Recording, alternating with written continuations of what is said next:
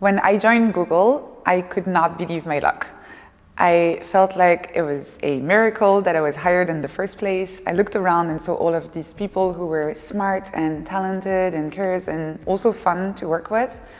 And I was constantly scared that someone would realize that they made a hiring mistake, that I had no reason to be there, and that I didn't belong because I wasn't as smart and talented as my colleagues.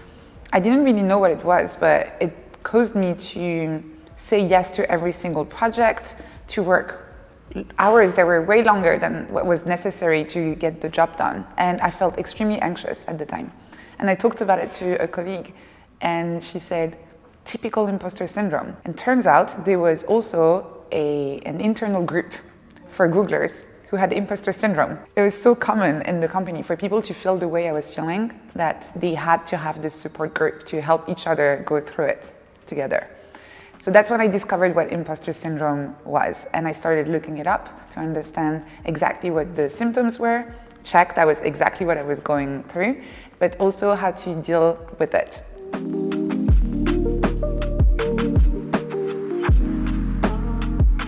There are two main ways that have worked really well for me, and I genuinely think can work for anyone in terms of managing imposter syndrome. The first one is to fail like a scientist. Basically, instead of considering that each project needs to be a success, each project needs to be an experiment. The goal is not to succeed, the goal is to learn something new.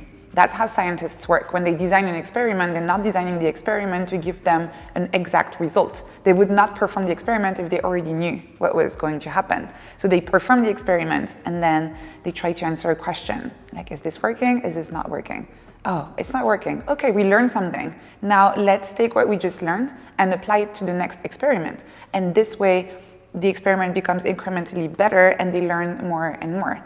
So this is basically how they do research. And this can be applied to your daily life and work if you consider that the goal of each work project, each experiment that you perform is to learn something new and to become a little bit better every time.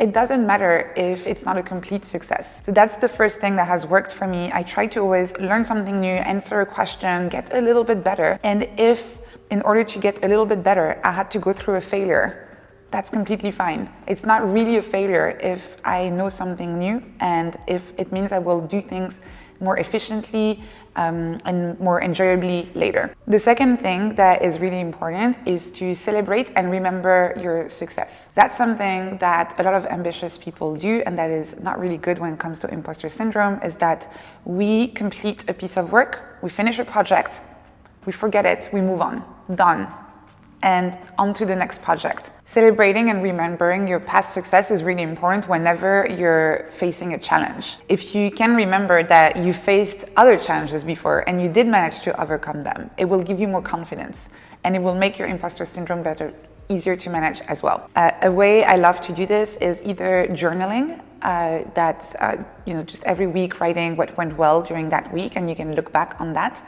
And another one I discovered recently that I thought was really cute as well is the idea of having joy jars. So you have a little jar, and every time there's something good that happens in your life or a success that you have, you write down on a piece of paper that success or that moment that happened to you that felt good. Put it in the jar, and whenever you feel imposter syndrome or anxiety or you're stressed, facing a challenge that you're not sure you'll be able to overcome, open the jar, take one, read it, and try to really remember that experience and project yourself back to that moment. It's really a good way to use your past experiences in a constructive way in the present.